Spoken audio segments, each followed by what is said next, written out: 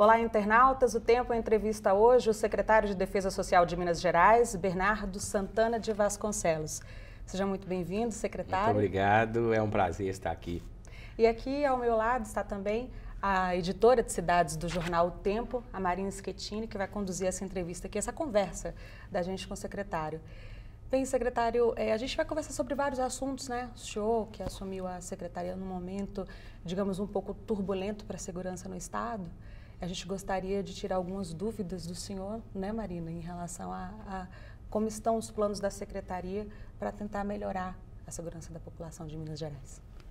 Secretário, a gente tem mostrado aí nos últimos meses a panela de pressão que virou o sistema penitenciário. A gente está passando por uma situação que a gente não vê há muitos anos, né?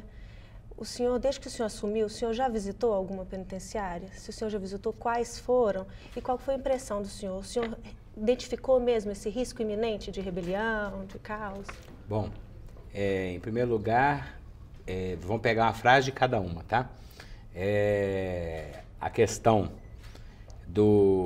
da situação complexa, contundente de segurança, de fato nós estamos vivendo, mas não é um privilégio do Estado de Minas Gerais, ele é uma questão nacional.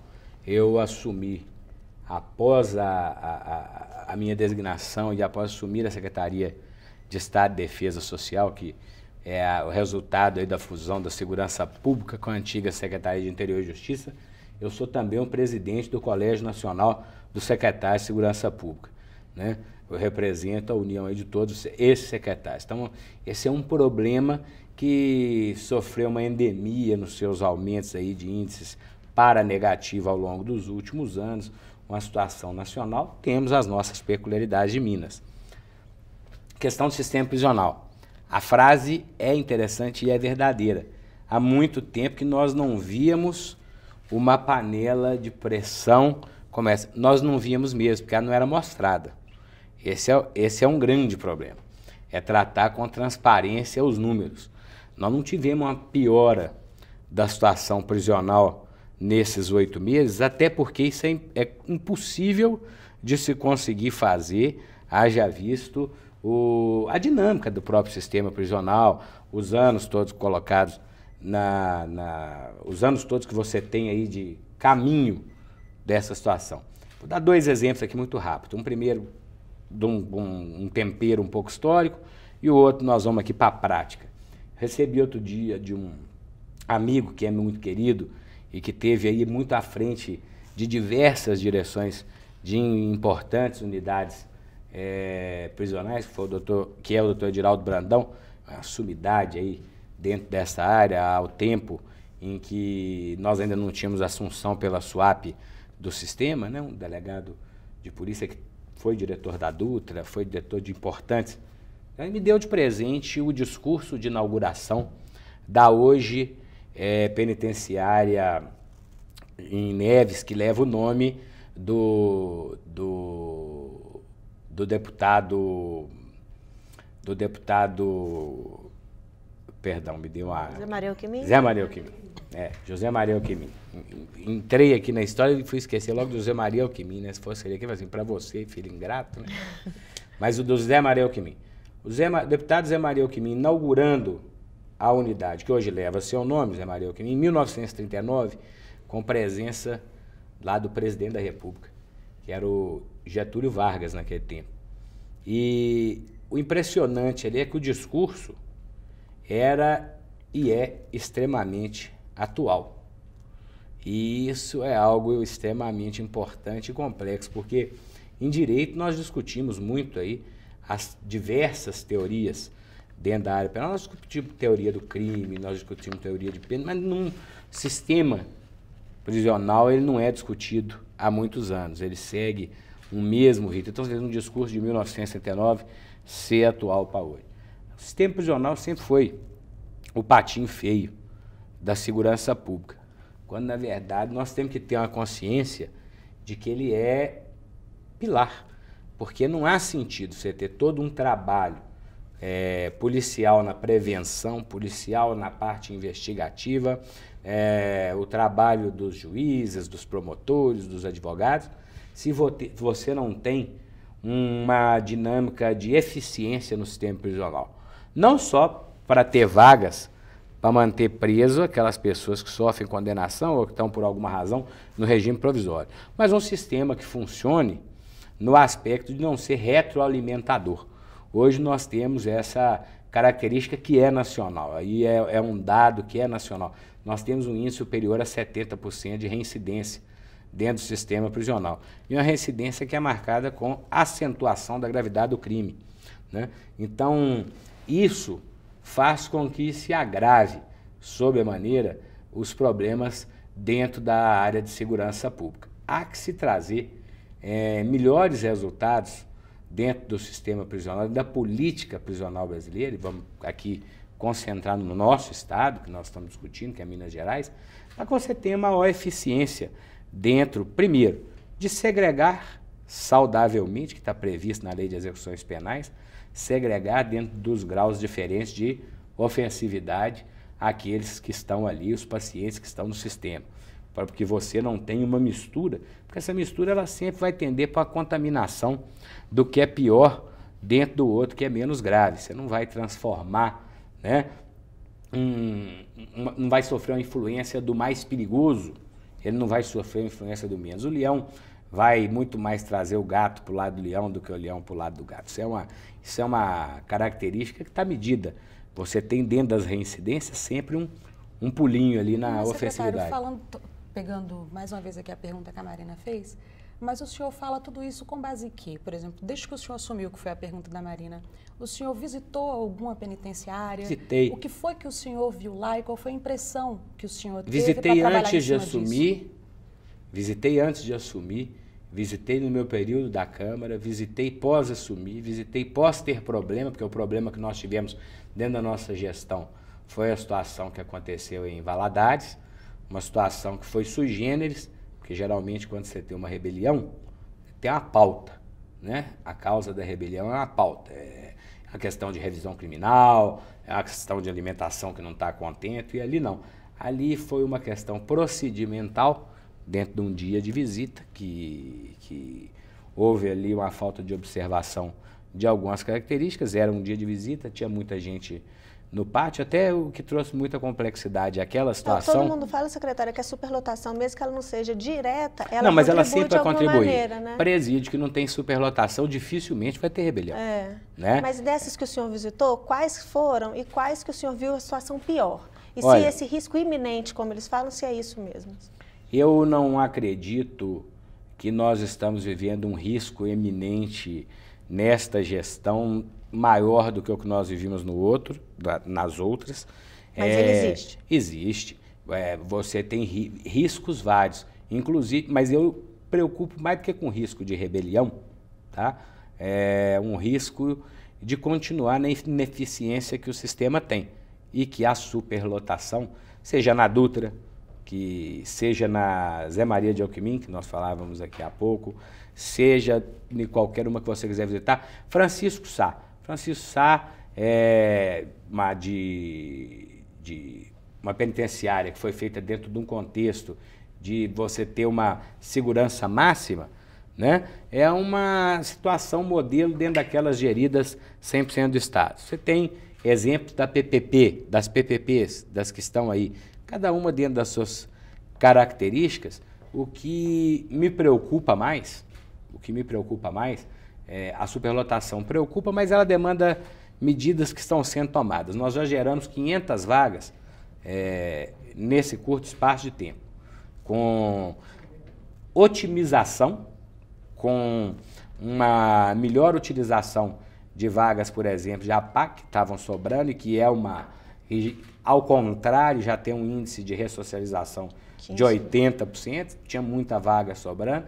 Dentro da gestão e de fluxo, de terminar obras que estavam paradas aí, faltando pouquinho para poder completar, nós já geramos 500 vagas e vamos gerar em torno aí de 3 mil dentro desse ano, de convênios que foram retomados, quer dizer, convênios que tinham sido assumidos, tinham 30% mais ou menos da obra pronta, mas porque cessou de pagar contrapartida, você tinha tido essas obras abandonadas. E hoje, elas todas foram retomadas em diferentes graus de potencialização das obras, porque houve situações em que as empresas que venceram aceitaram retomar ali, porque nós estamos falando de obras que tinham 6 meses de paradas, né? Outras estão tendo renegociação, mas ainda enfim, tá retomamos todas. Poucas, a maioria aceitou e voltou a ser feita a contrapartida. Mas nós já geramos 500 vagas. A previsão é de quantas? Em quanto tempo para entregá-las? Nós trabalhamos com o objetivo de não mais do que 15 mil nos 4 anos, tá? Até porque tem que ter limite nisso, porque aí você tem que trabalhar no que eu dizia, que é o que me preocupa mais, que é a eficiência do sistema, a eficiência do sistema prisional, a eficiência da ressocialização, a eficiência de você ter um regime que permita você colocar ali, pela adoção, por exemplo, do trabalho, nós temos diversas experiências. E o dinheiro viria de onde, secretário, a verba para fazer? Isso tem alguma são parceria, a verba do Estado? Nós temos 2 do regime de PPP, das PMs antigas que já foram disputadas, que estão 3 hoje funcionando no Estado, nós temos mais 2 para ser entregues, foram repactuadas, elas estavam atrasadas aí em torno de 3 anos, nós repactuamos para que sejam entregues em 2016, elas estavam atrasadas, elas tinham que ter sido entregues em 2013, então nós repactuamos, acertamos, fizemos aditivos aí com todas as suas consequências, caso não atenda, para atender em 2016. São 2 com quase 700 vagas cada uma, né? São 690 e poucas vagas. E estamos lançando 6 PMIs dentro da modalidade PPP. Então, quer dizer, grosso modo, aí 4.200 vagas. Nós vamos ter ampliação que estão sendo feitas. Dentro da Zé Maria de Alquimim, nós temos um outro propósito para ela. Nós temos um propósito de substituição daquelas vagas por vagas em outros lugares. Porque a Zé Maria de Alquimim, pela época que foi construída e pela forma que está hoje, nós entendemos, e pelo local, ali muito central em Inês, nós entendemos que ali é melhor que nós transferimos essas vagas para outros lugares, nós façamos a transferência para outros lugares e transformamos aquilo ali num espaço para outras finalidades, até cultural e de discussão do sistema. Todas as vagas vai fechar, Maria Alquimim? A nossa ideia é transformar a unidade Zé Maria de Alquimim numa outra utilização que não prisional. Para quando isso? Nós temos aí, daqui a 2 anos nós já começamos a reduzir muito as pessoas que estão lá, mas isso vai ser ao longo do governo como um todo.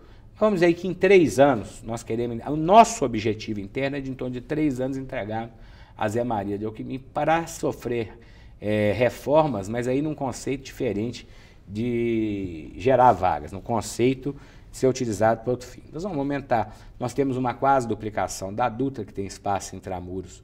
Para isso, nós temos algumas outras ampliações do Estado, essas 6 PMIs de PPP, mas essas 2 de PPPs que estão vindo.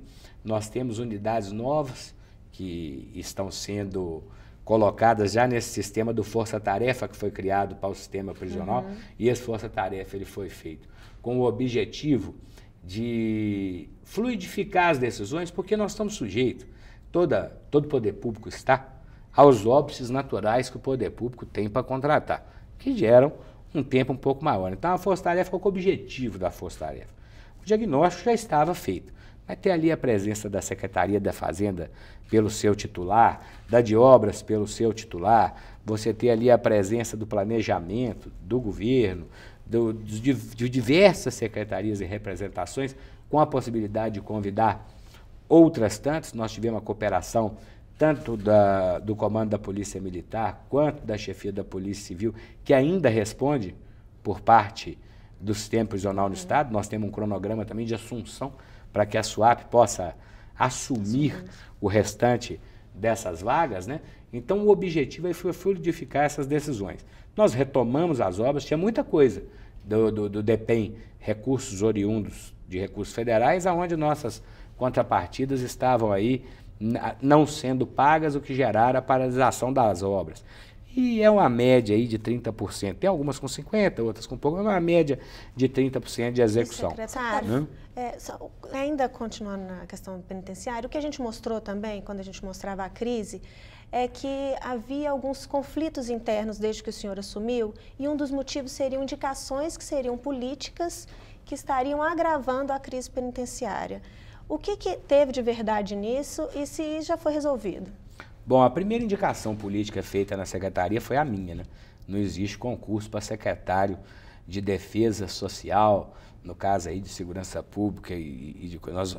A gente tem que ter, primeiro, desmistificar essa questão e entender o que é uma indicação política. Indicação política é para poder atender uma política de segurança pública. O governador foi eleito apresentando, sobretudo dentro da área da segurança, e no caso aí das competências que estavam na Secretaria de Justiça, que agregou com essa secretaria e criou o sistema de defesa social, mudanças. E essas mudanças são feitas aonde? São feitas no aspecto das secretarias e das subsecretarias. Nós adotamos, ao contrário disso, algumas coisas já tem que ter critérios diferentes. Nós adotamos uma política que até então não era adotada, ela vem sendo aplicada paulatinamente, que é, do máximo possível, fornecer e melhorar a formação da carreira aí de agentes prisionais para que tenham formação para assumir direções de presídio. E já temos um monte de situações aí, várias, uma quantidade grande, que nós fizemos de substituições já dentro da carreira. Mas também para isso é preciso dar grau de preparo para essa coisa administrativa. Agora eu diria o seguinte, eu não acho que foram tantas as modificações que geraram algum desconforto. Tanto é que você teve notícias que não se concretizaram, né? Vai haver uma grande entrega de cargos, vai haver uma grande coisa e tal. Sempre que nós mudamos, a primeira coisa que foi mudada no estado de Minas Gerais foi o governo. O povo de Minas Gerais mudou o grupo político que governa o estado. Então, é natural que dentro disso a gente faça as alterações dentro de quadros. E isso aí muitas vezes são consideradas indicações políticas, mas eu não considero que são as pessoas que causaram incômodo.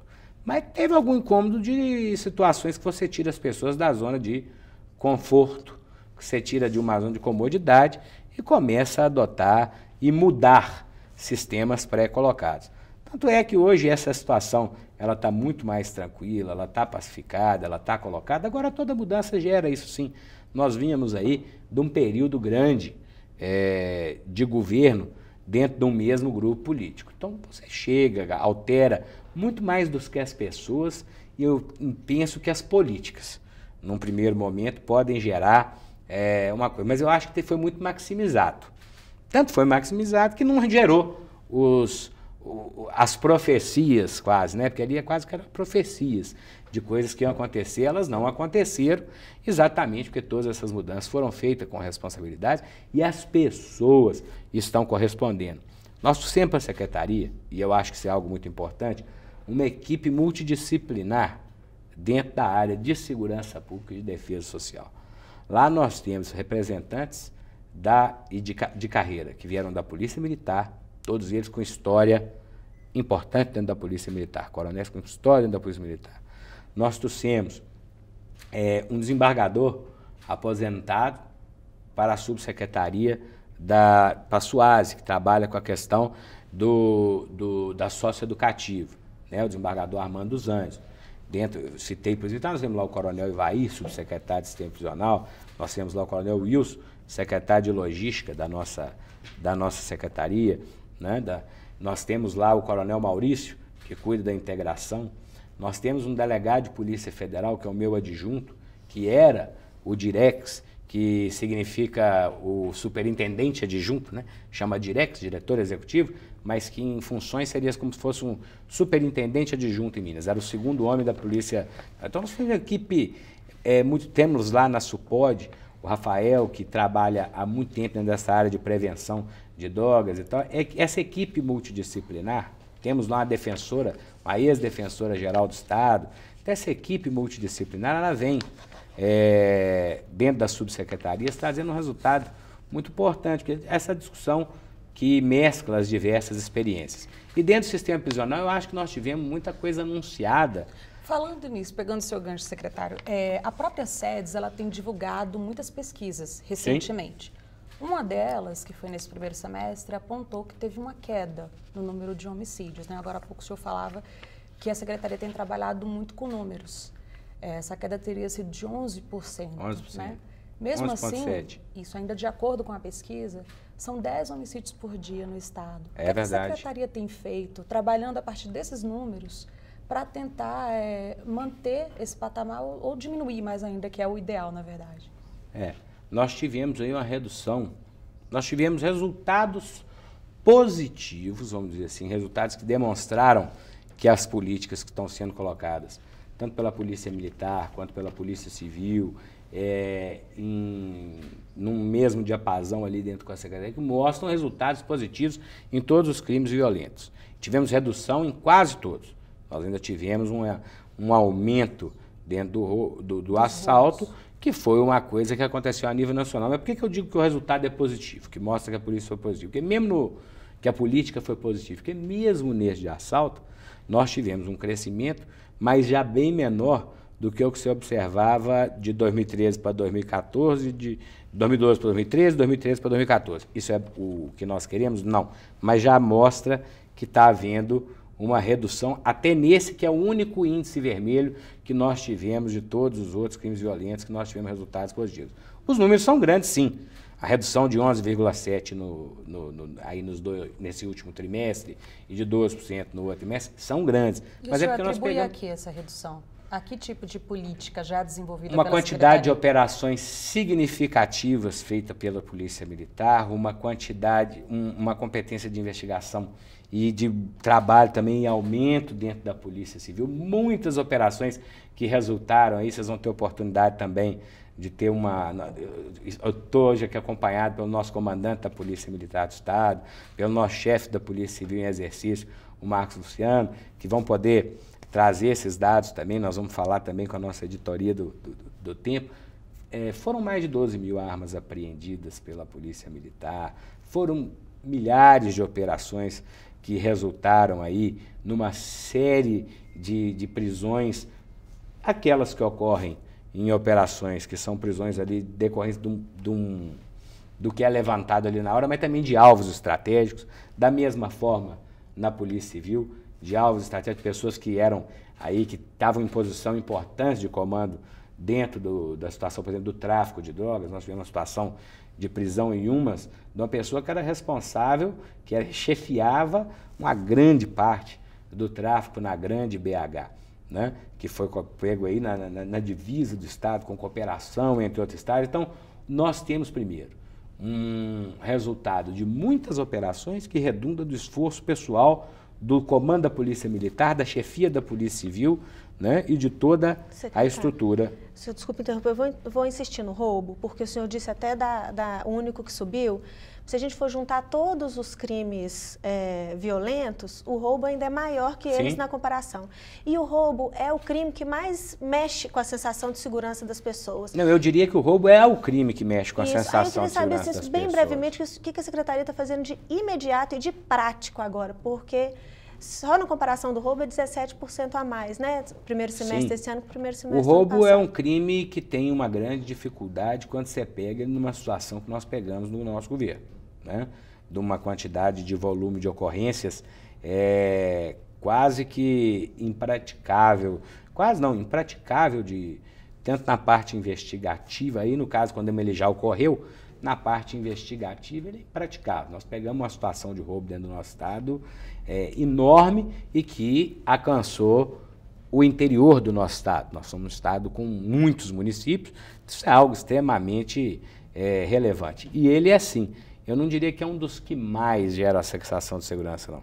Eu acho que a sensação de insegurança ela é gerada de uma forma drástica aí pela questão do roubo, porque não é um crime de uma vítima só, né? Se ele acontece comigo, a vítima, minha esposa também é vítima, meus filhos também são vítimas, meus pais são vítimas, ainda mais porque ele pode evoluir para uma situação de latrocínio e levar aí ao homicídio. Dois crimes violentos. A gente tem visto isso se refletindo na população que agora está fazendo justiça com as próprias mãos, né, Sim. Marina? E isso é uma coisa que a cada hora você vê em todo o território nacional situações dessa natureza. Nosso estado está investindo pesado em segurança. O comandante da Polícia Militar me contava há pouco, ele teve uma visita que fez numa empresa que fornece diversos equipamentos próprios aí exercício da atividade da polícia, seja giroflex, rádios, coisas de viatura, e as pessoas comentando que só estão tendo pedidos de Minas Gerais. De fato, Minas Gerais, você pegar aí esse período de semestre, é o único estado hoje no Brasil que está investido maciçamente em segurança. E dentro de uma situação econômica caótica, o governador selecionou e priorizou a área de segurança pelo tamanho do problema. Isso aí nós vamos ter investimento desde tecnologia, que já estão sendo colocados aí, há pouco tempo atrás nós tivemos o primeiro drone sendo utilizado, sendo experimentado, mas também não inventar a roda, né? A adoção das técnicas aí que já são consagradas, a presença nas ruas, a presença junto aos cidadãos, fazer mais presente. Isso na parte de polícia ostensiva tem sido um comando constante do nosso comandante-geral de Polícia Militar. Dentro da parte investigativa, quanto mais você tem a presença na rua, porque o roubo, o assalto é um crime que você tem que combater evitando que aconteça. E isso se dá com presença na rua, com ostensividade, com medidas de prevenção que estão lá na nossa secretaria. É preciso pegar programas que foram colocados, mas não foram potencializados, por exemplo, do Olho Vivo, é um programa interessante de prevenção, mas que não foi previsto a questão do custeio. Nós estamos hoje fazendo essa questão do custeio para ampliar. Isso também ajuda a reprimir o exercício do roubo. O roubo ele tem que ser um crime que, o combate dele efetivo é o combate ostensivo, é impedir que aconteça. Até porque é um tipo de crime que ele não costuma estar associado a uma organização criminosa que faz ali uma coisa organizada para o roubo. Ele tem ali células que acontecem, o que dificulta a investigação. Mas com essas medidas de prevenção, com a utilização de tecnologia que são, mas sobretudo, homem na rua, que é o que a nossa polícia tem feito e tem aumentado, nós estamos apostando muito nessa diminuição. Ainda não tivemos, nesse primeiro semestre, esse resultado em números no conjunto, mas nós tivemos diversas experiências que deram certo. Em Uberlândia nós tivemos experiência que deu certo, em Uberaba nós tivemos experiência que deu certo. Então replicar também esses modelos, o Uberaba agora mais nesse final, no segundo trimestre, Uberlândia no conjunto, por causa de políticas que estão sendo feitas e que estão funcionando. Essa é uma outra coisa, nós nos reunimos toda semana, toda segunda-feira, uma semana nós temos o que nós chamamos de um café da manhã da segurança, onde nós reunimos a chefia e as partes operacionais, e na outra semana, de 15 em 15 dias, o colegiado, onde tem uma participação maior e até um poder normativo. O senhor tem dito muito da integração aí, né? O comando da PM, o comando da Civil, e eu queria conversar um pouco com o senhor sobre a integração das forças de polícia. Desde que foi prometido, o que a gente vê é que ficou muito restrito ao boletim de ocorrência. Como fazer essa integração dos comandos chegar ali ao fim, ao policial que está na rua, ao PM, ao civil que está investigando, porque o que a gente vê no dia a dia é que há cada vez um distanciamento maior, uma rixa mesmo, entre o militar que está na rua, entre o civil que está na rua. Como fazer isso chegar até eles? Bom, eu acho que esses momentos de dificuldades entre uma força e outra são feitos por uma política equivocada de integração. E por que eu digo isso? Essa situação, quando foram criadas as RISPs, de você dizer que aonde você tem um coronel, você vai ter um delegado geral e que isso significa integrar e fazer uma integração de fora para dentro, né? De cima para baixo, isso não funciona porque são polícias distintas, com competências distintas, até pelos seus números, apesar de estar um problema de déficit hoje muito grande, que é uma outra herança complicada. A Polícia Militar tem um déficit em torno de 10 mil homens, são 40 e poucos mil homens que estão aí na rua, e a Polícia Civil, você tinha 20 anos atrás 12 mil homens, você tem 7.500, precisava ter 17 para atender. Mas essa integração feita dessa forma, ela é artificial, e ela acaba atrapalhando a outra de trabalhar, às vezes no represamento ou mesmo em outras situações. A integração que nós acreditamos, ela é uma integração que, em primeiro lugar, é uma integração de objetivos. É estar na mesma trincheira, como nós costumamos dizer, lá ter o mesmo objetivo. Isso parte, sim, de chefia, de comando e de secretário, né? Eu não faço Polícia na segurança pública, nós temos um comandante da Polícia Militar que tem estado de secretário, um chefe da Polícia Civil, mas sou responsável pela política de segurança pública do governador e, para isso, dá total apoio do Estado às iniciativas. Então, ali, os nossos homens não agem isoladamente do Estado, o Estado dá todo o seu respaldo e a integração funciona assim. Ela parte dos comandos e está no mesmo objetivo. E ela vai melhorando nos lugares conforme a afinação desses objetivos. E aí sim, os homens se entendendo. Aí você vai ter exemplos diferentes. Eu citei Uberlândia e podia citar alguns outros aonde isso de fato ocorre. Eu acho que as situações de dificuldade que as duas polícias tiveram, ou mesmo situações que se criaram de desgaste, foi porque é uma ideia de integração equivocada. Até porque elas são diferentes. Você essa mistura, essa querer colocar as duas dentro do mesmo patamar, ela não é nem inteligente nem possível. O senhor falou que ela foi equivocada. O senhor pretende mexer em alguma coisa na RISP, nas AISP, mudar como isso foi feito? Isso é uma discussão que nós estamos fazendo enquanto governo, de como é que nós vamos fazer a divisão regional. Por enquanto nós estamos trabalhando com a que está aí, resolvendo problemas estruturais e de infraestrutura mais importantes, a questão de déficit, a questão de contingente. Você veja que a Polícia Militar já anunciou e já colocou em prática concurso para 3.000 homens, você teve reconvocação de mais 1.060 e poucos homens, e daqui a pouco vocês vão ter uma oportunidade também de bater um papo aí com o nosso comandante, ele vai trazer dados disso. Na Polícia Civil, 1.000 investigadores para esse ano, 1.450 para o ano que vem. Estamos trabalhando aí de qual vai ser o número do concurso de delegado que nós pretendemos soltar edital ainda agora no segundo semestre. Nós estamos trabalhando primeiro numa recomposição de ativos, que acaba nem sendo uma recomposição. Mas você acaba tampando... Essa recomposição de pessoal, ela terá que ser acompanhada, principalmente na civil, por uma questão de estrutura, como o senhor disse, que estão sendo feitas estrutura, né? Esses investigadores, eles vão precisar de equipamento adequado, claro, né, para poder trabalhar. É conhecido de quem acompanha a segurança no país de que o grande problema assim, para reduzir a criminalidade, para muitos especialistas, seria esse sucateamento da Polícia Civil, como o senhor disse, um problema nacional. Não é? Então, e em Minas ele até tem um enfoque maior, isso é verdade. Há uma herança de diversas situações que tem que ser enfrentada. Quando você vai construir uma casa, é mais fácil construir do começo, mas enfim, nós temos que reformar um sistema que está aí. Hoje já vem um grande desafio, quando a gente fala em efetivo, que é manter o que você tem da quantidade de pessoas que está saindo pela falta de concursos que não foram realizados em anos anteriores. Então, manter isso já demanda um esforço de concursos e de, no caso da Polícia Militar, reconvocação, você já tem um grande desafio. Neste caso de infraestrutura, é um caso que não foge à nossa aviação. Nós temos lá o projeto Raiz, que está dentro da Polícia Civil, que foi apresentado, de reestruturação, de recolocação, de voltar aí o olhar também para o enfoque da tecnologia dentro da investigação, que você tem diversas tecnologias aí já comprovadas no mundo e equipamentos que podem ser utilizados. Eu lhe digo o seguinte, Minas Gerais, que foi referência num período aí, quando começaram os exames de DNA, Minas Gerais, por muitas vezes, era acionado por outras unidades da federação, porque era referência em técnica para poder fazer um DNA. Aqui eu nem estou chegando em investigação, estou falando do exame de DNA.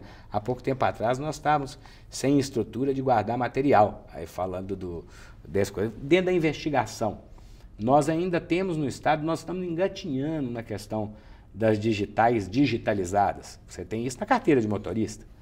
Quando hoje a tecnologia está dominada para que você tenha isso num escopo universal aí dentro do Estado. E nós vamos caminhar para isso, caminhar para ter essas digitais digitalizadas, coisa que,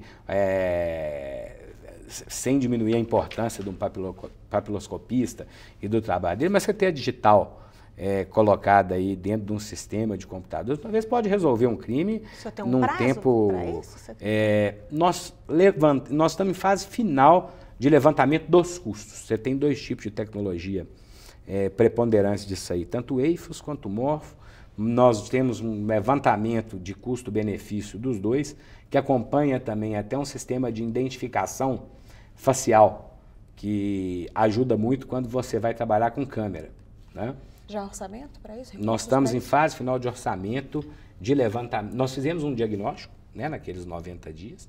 Nós fomos para questão de orçamento do que existe do mercado.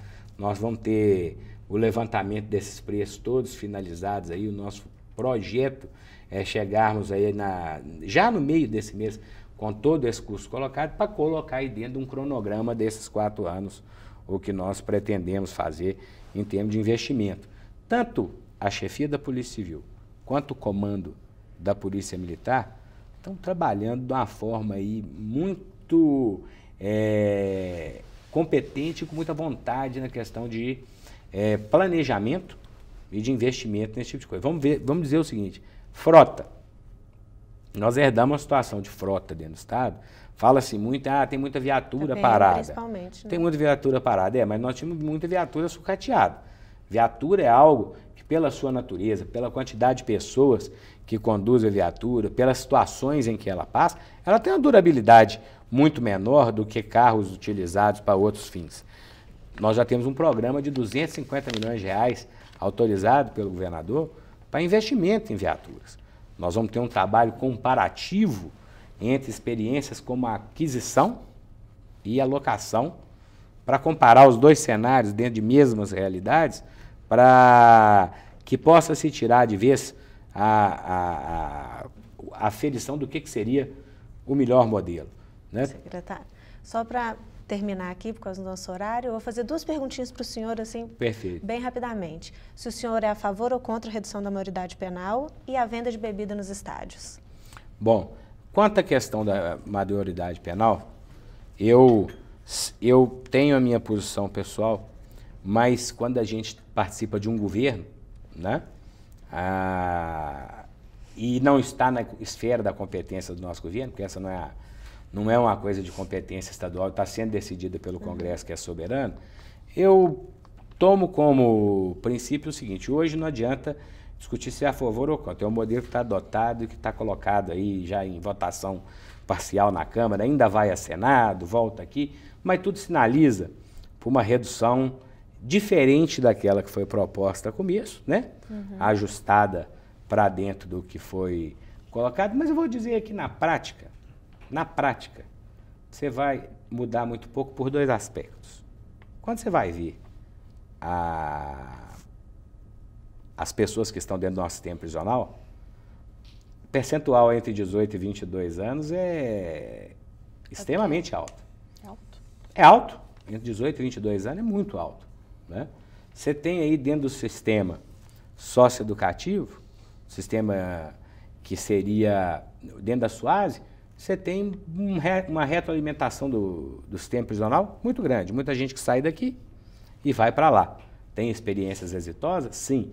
Acho que essa discussão está ocorrendo, porque não se teve coragem de, no momento próprio, fazer um aumento do período de internação. Está se discutindo agora. Está discutindo agora porque está discutindo maioridade. Mas lá atrás, era óbvio que o período de 3 anos ele era insatisfatório. Então, o senhor acha que é melhor mexer no ECA, aumentar o período de internação? Eu acho que é o seguinte, nós vamos ter... Acho que muda muito pouco, porque o que nós estamos apresentando hoje, dentro do Estado, quando você visita qualquer unidade socioeducativa, você vai ver que, até pela dificuldade que você tem de estrutura hoje dentro do sistema, apesar de ter pessoas, as pessoas é que acabam fazendo a diferença, porque trabalham muito, os agentes socioeducativos ali, naquela luta produzindo, mas numa infraestrutura muito ruim, onde você não tem segregação. Nós temos muito pouca vaga de semi-internação, que era muito importante ter. Nós vamos investir nessas vagas de semi-internação, mas a realidade hoje é de muito pouca, onde você acaba misturando alta ofensividade com baixa ofensividade, o que nunca vai dar um resultado satisfatório. E aquilo que eu dizia, você tem, dentro do sistema prisional, uma realidade que já é a realidade de um público muito jovem, de 18 a 22 anos de idade. E num custo alto, não falta dinheiro. Sempre tem essa pergunta, mas dinheiro, de onde vai vir o dinheiro para melhorar? Não, o problema é gestão. Um preso no sistema prisional, maior de idade, custa R$ 3.450 hoje para o Estado de Minas Gerais. E o menor custa quase 8 mil. É 7.900 e alguma coisa, por causa de algumas obrigações que o ECA impõe. Então, quer dizer, dinheiro se gasta.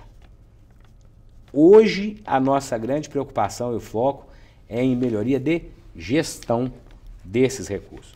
E o Mineirão? E a bebida no Mineirão? Eu sou a favor. Sou a favor. Sou a favor por uma razão muito simples. Nós estamos assistindo. Eu já fui contra, mas a prática, a questão legislativa passa muito por isso, né? Eu já fui contra, mas hoje eu sou a favor, vou dizer por quê. Por causa do que nós estamos observando lá na prática. O pessoal se reunindo antes do jogo e bebendo ali, e às vezes bebendo... vou beber aqui, faz ali uma reunião, encontra, bebe ali antes do jogo. Então, o resultado prático de não beber ali dentro não está acontecendo para aquele que se excederia, ele acaba excedendo fora. E aquele que não ia cometer excesso vai se colocar ali dentro. Nós tivemos uma experiência da Copa, aonde veio aí de uma experiência do mundo todo, aonde nós tivemos que aceitar a venda. Eu acho que a proposta que tramitou na Assembleia, ela é de muito bom senso. Ela é de uma forma muito colocada. Primeiro, que ela limita ali destilado, ela limita também o período, né? Eu acho que não vamos ter excessos nisso, não. Eu sou a favor, eu acho que isso aí é uma coisa que, quando foi proibido, nós quisemos ser muito diferente do resto do mundo, né? E há certas proibições que geram mais problemas do que a permissão, porque você acaba incentivando um exagero ali na prévia da entrada do jogo. No mundo inteiro funciona e aqui funcionou também, na experiência que nós vivemos na Copa. Eu sou a favor, acho que o modelo adotado pela Assembleia de Minas é inteligente e vai ser efetivo. Ele deve ser adotado pelo Estado? Claro, o Estado respeita a soberania do Parlamento e é ali que as leis são feitas e o Estado as executa, sabendo que ali está a real, democrática e legítima representação popular.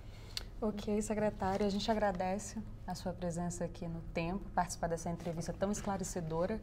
Eu quero agradecer. Eu é que agradeço.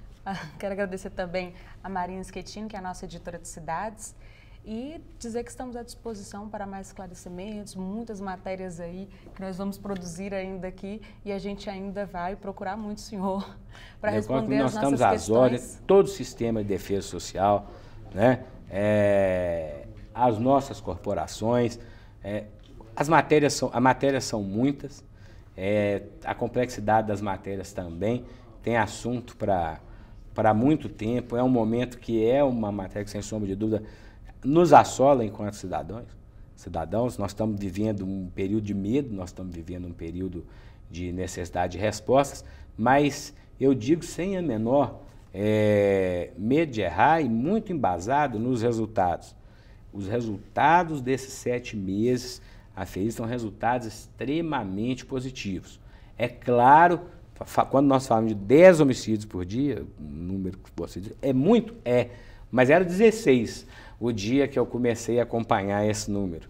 Então, você vai acompanhando essa redução acontecendo. Nós temos que chegar dentro do ideal, mas se a gente projetar o que foi feito nesse meio ano para frente, e ainda com isso conseguir agregar coisas como tecnologia e investimento que ainda estão caminhando, eu tenho certeza que os resultados vão ser muito satisfatórios. Ok, secretário, muito obrigada. Obrigada, Marina. A gente, enquanto jornalistas e população, também a gente torce para que essa previsão ela se concretize.